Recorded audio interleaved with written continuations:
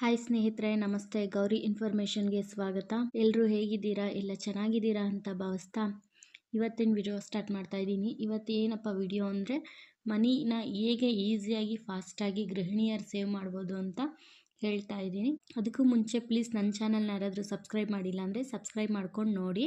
ಮೊದಲನೇದಾಗಿ ಏನಪ್ಪ ಅಂದರೆ ಕ್ಯಾಲೆಂಡರ್ ಸೇವಿಂಗು. ಇದು ಡೈಲಿ ಸೇವಿಂಗು. ಯಾವ ಥರಪ್ಪ ಈ ಕ್ಯಾಲೆಂಡರ್ ಸೇವಿಂಗು ಅಂದರೆ ನೋಡಿ, ಇಲ್ಲಿ ಈಗ 1ನೇ ತಾರೀಕಿಂದ 31ನೇ ತಾರೀಕುವರೆಗೂ ಡೇಟ್ ಇರುತ್ತಲ್ವಾ.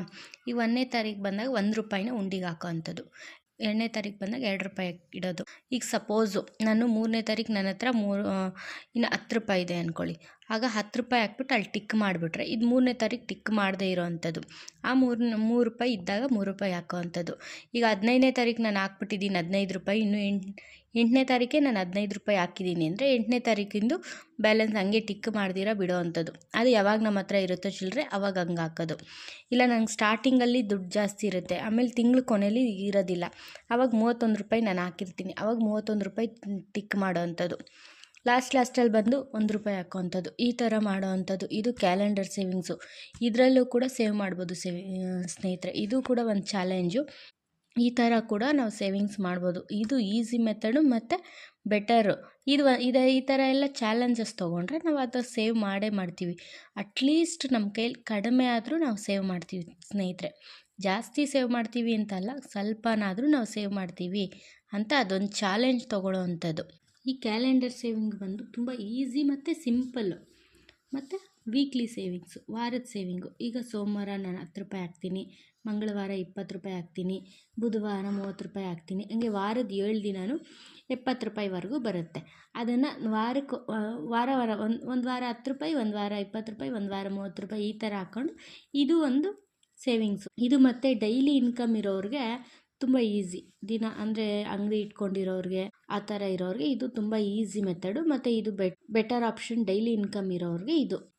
ನೆಕ್ಸ್ಟು ಚಿಲ್ಲರೆಗಳನ್ನೆಲ್ಲ ಸೇವಿಂಗ್ ಮಾಡೋದು, ಖರ್ಚಿನಲ್ಲಿ ಉಳಿತಾಯ ಮಾಡೋದು. ತರಕಾರಿ, ಹಣ್ಣು ಶಾಪಿಂಗ್ ಮಾಡಿದಾಗ ಅದೆಲ್ಲ ಚಿಲ್ಲರೆ ಉಳಿಯುತ್ತಲ್ಲ, ಅದನ್ನೆಲ್ಲ ತೊಗೊಂಬಂದು ಉಂಡಿಗೆ ಹಾಕೋ ಅಂಥದ್ದು, ಒಂದು ಡಬ್ಬಕ್ಕೆ ಹಾಕಿ ಎತ್ತಿಡೋ ಅಂಥದ್ದು. ಮತ್ತು 50 ರೂಪಾಯಿ 10 ರೂಪಾಯಿ ಈ ಥರ ಉಳಿಸ್ತೀನಿ ಅಂತ ಚಿಲ್ಲರೆ ಎಷ್ಟಾಗುತ್ತೋ ಅಷ್ಟು ನಾವು ಉಳಿಸೋ ಅಂಥದ್ದು ಚಿಲ್ಲರೆ ಸೇವಿಂಗು.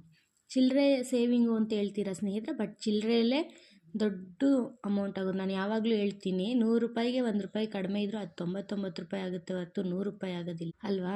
1 ಲಕ್ಷಕ್ಕೆ 1 ರೂಪಾಯಿ ಕಡಿಮೆ ಇದ್ರೂ ಅದನ್ನು ಯಾರು ಲಕ್ಷ ಅಂತ ಹೇಳೋದಿಲ್ಲ ಅಲ್ವಾ. ಹಂಗೆ 99,000 ಇದ್ದು ನಮ್ಮ ಹತ್ರ 1,000 ಕಡಿಮೆ ಇದ್ದರೂ ಅದು ಲಕ್ಷ ಅಂತ ಯಾರೂ ಹೇಳೋದಿಲ್ಲ. ಹಂಗಾಗಿ ಚಿಲ್ಲರೆ ಸೇರಿದ್ರೇ ಜಾಸ್ತಿ ದುಡ್ಡು ಆಗೋದು ಅಲ್ವಾ.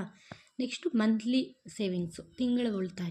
ಈಗ ಫ್ಯಾಮಿಲಿಲಿ ಈಗ ಗಂಡ ಹೆಂಡ್ತಿ ಎಲ್ಲ ಇರ್ತಾರಲ್ವಾ, ಇನ್ಕಮ್ ಬಂದಿದ ತಕ್ಷಣ ಗಂಡನಿಗೆ ಅಂತ ಒಂದು 500 ರೂಪಾಯಿ ಸೇವಿಂಗ್ಸ್ ಅಂದರೆ ಒಂದೊಂದು ಉಂಡಿನೋ ಒಂದು ಡಬ್ಬನೋ ಇಟ್ಕೊಂಡು ಒಂದು ಪರ್ಸೋ ಏನಾದರೂ ಒಂದು 500 ರೂಪಾಯಿ, ಹೆಂಡ್ತಿದು ಅಂತ ಒಂದು 500 ರೂಪಾಯಿ, ಮಕ್ಕಳಿಗೆ ಅಂತ ಒಂದು 250, ಮಗಳಿದ್ರೆ 2 ಮಕ್ಕಳಿದ್ರೆ ಈ 2 ಮಕ್ಕಳ ಹೆಸರಲ್ಲಿ 250 ಮಗ ಮಗಳು ಆ ಥರ ಏನಾದರೂ ಇದ್ದರೆ ಈ ಇನ್ಕಮ್ ಬೇಸ್ ಮೇಲೆ ಸೇವ್ ಮಾಡೋ ಅಂಥದ್ದು. ಮತ್ತು ಮಕ್ಕಳಿಗೆ ಸೇವಿಂಗ್ಸ್ ಮಾಡಿಬಿಟ್ಟು ಅವ್ರ ದುಡ್ಡಲ್ಲೇ ಅವ್ರ ಸ್ಟೇಷ್ನರಿಗೆ, ಬುಕ್ಸ್ಗೆ, ಪ್ರಿಂಟೌಟ್ಸ್ಗೆ ಇಂಥದಕ್ಕೆಲ್ಲ ಯೂಸ್ ಮಾಡ್ಕೊಳ್ಳಿ ಅಂತ ಹೇಳಬೇಕು. ಇದು ಒಂದು ಸೇವಿಂಗ್ಸು ಸ್ನೇಹಿತರೆ. ಈ ಥರ ಎಲ್ಲ ಹೇಳಿದಾಗ ಮಕ್ಕಳ ಮನಸ್ಸಲ್ಲಿ ಸೇವಿಂಗ್ಸ್ ಅನ್ನೋದು ಬರುತ್ತೆ. ಆವಾಗ ಮಕ್ಕಳು ಸುಮ್ಮನೆ ವೃಥಾ ಖರ್ಚು ಮಾಡೋದಿಲ್ಲ, ಅವರು ಕೊಟ್ಟಿದ್ದ ದುಡ್ಡನ್ನೆಲ್ಲ ಸೇವಿಂಗ್ಸ್ ಮಾಡ್ತಾರೆ. ಇದಿಷ್ಟು ಇವತ್ತಿನ ಸೇವಿಂಗ್ಸು ಸ್ನೇಹಿತರೆ.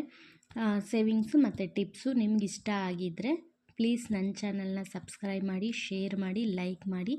ಥ್ಯಾಂಕ್ಸ್ ಫಾರ್ ದಿ ವಾಚಿಂಗ್ ಸ್ನೇಹಿತರೆ.